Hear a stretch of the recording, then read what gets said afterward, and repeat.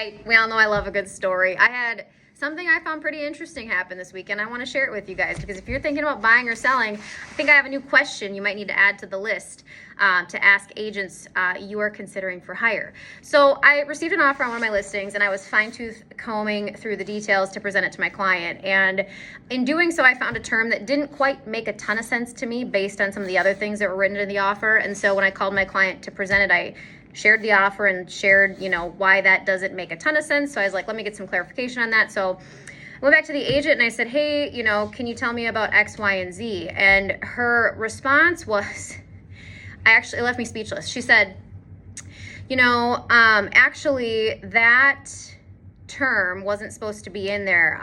Me and my team, we just started using this company that auto fills in, a lot of the purchase agreement for us. And I was just like, I was like, what?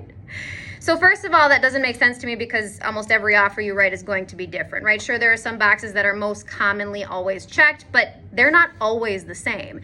And then two, you would do it without reviewing it before sending it over to the other agent. So bottom line, I guess, is, that term wasn't supposed to be in there and we removed it, but those things are out there. Apparently those tools exist.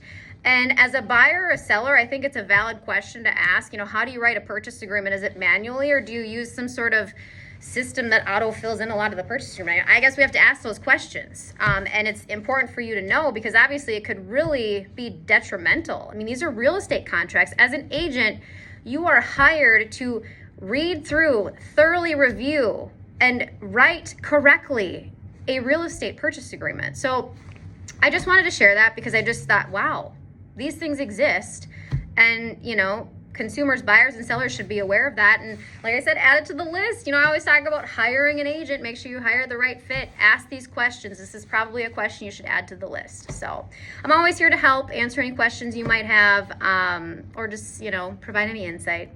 I hope you're having a great day. Cheers.